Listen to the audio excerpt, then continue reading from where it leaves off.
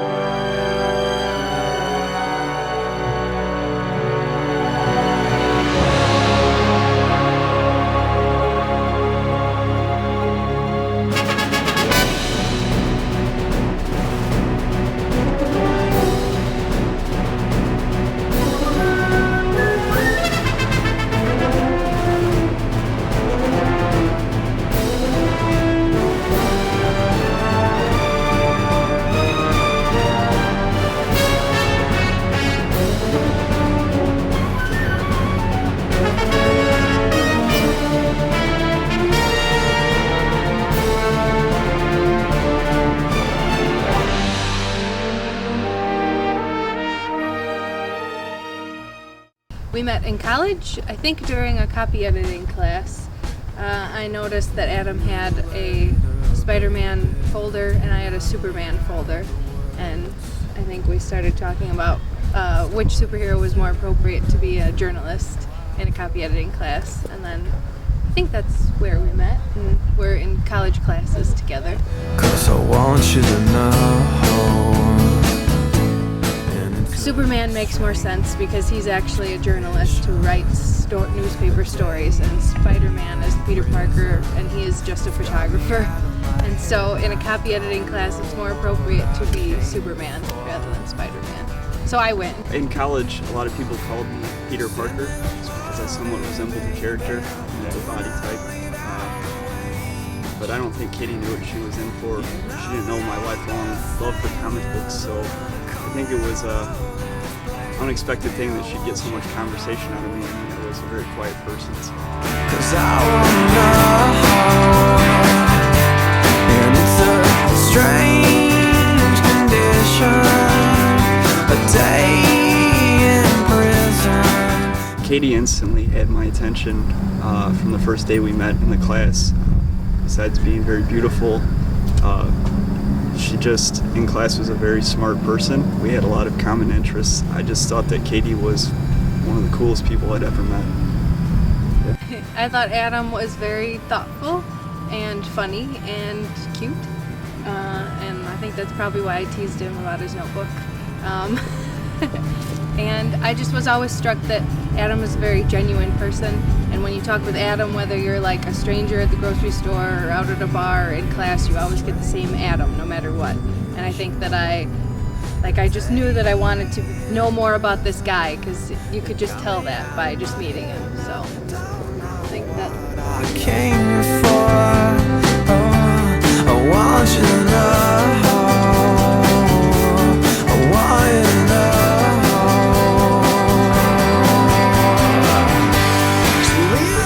Took a while to convince her to go on a first date with me, but when we did, we drove to Champaign, Illinois, and we went out to dinner, and we came back and watched a movie, Walk the Line, and it was a very low-key night, but after months of trying to get her to go on a date with me, it was very satisfying.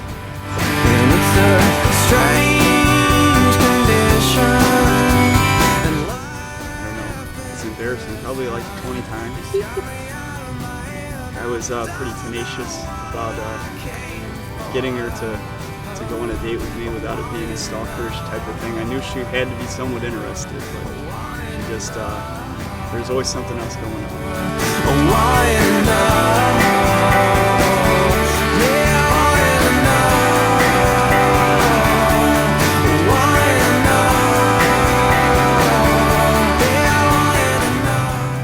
my favorite thing about Adam is that he's honest. just always going to be honest with you. When sometimes that's a really great thing because you can trust him, like if you ask him if something looks nice on you.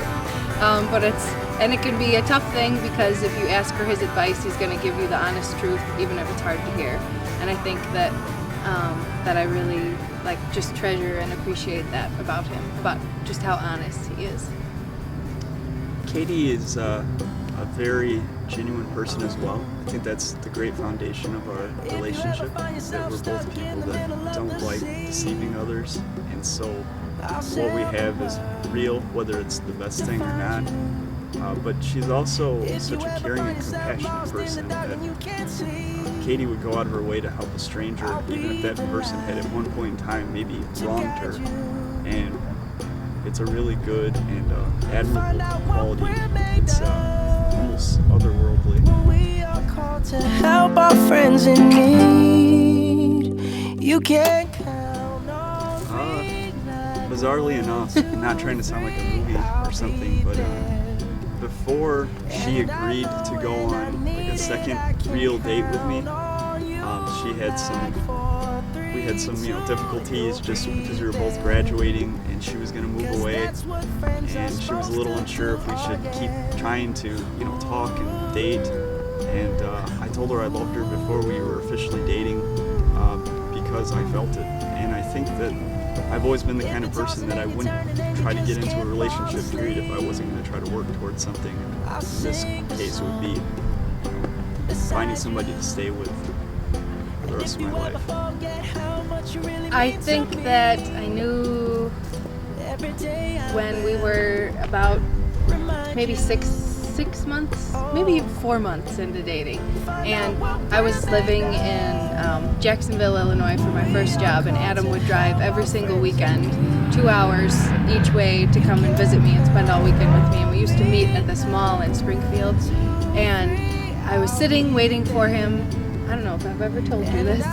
And I was sitting waiting for him in like the center sort of area of the mall, and I was looking at this carousel and just looking at all the people, and I saw him just walking down the hallway of the mall towards me, and I thought, I am just ridiculously in love with this guy.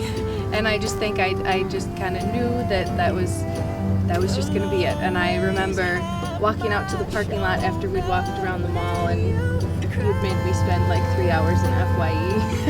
That I was just so happy, and like I always wanted to be that happy and to feel that way, and I think that I kind of knew then and was reassured through whatever else happened that like I'd felt that way, and I wanted to stay that way, and I think that's when I knew.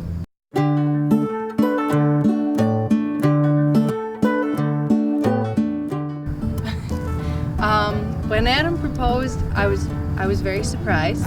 I knew something was up because I was working a night shift at the newspaper, and he had come to see me on my lunch break, which was really a dinner break. And all through dinner, he was acting kind of goofy and like he had a surprise, and I kept saying, "What is it? What is it?" And he said, "Well, I got you I got you a present, I got you something, but I'm not going to tell you what." And I thought that he bought us a dog, because he's really wanted a puppy for a long time, and I was like, we can't have a dog, we don't have enough money, we're not home enough, we'll be bad pet owners. And so I was trying to not be grumpy because he was so excited, and I was like, okay. So I called him on my way home. It was like 11:30 at night, midnight, and I said, okay, I'm on my way home. He said, when you get home, I want you to knock on the door and close your eyes, don't come in the house.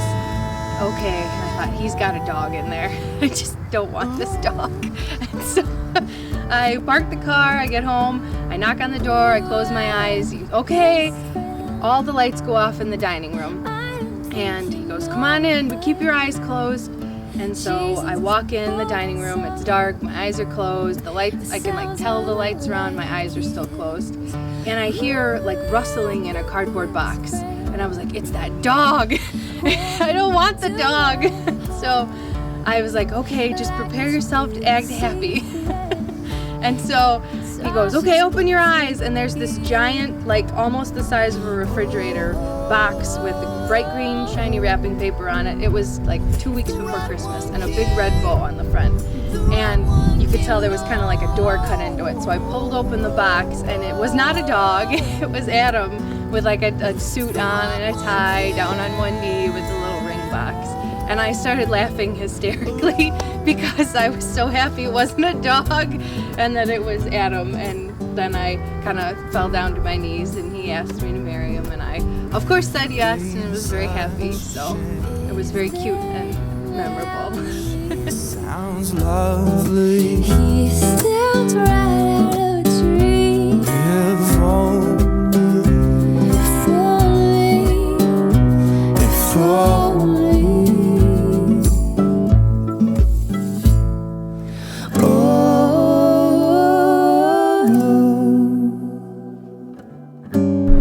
This is more than we've ever kissed in public.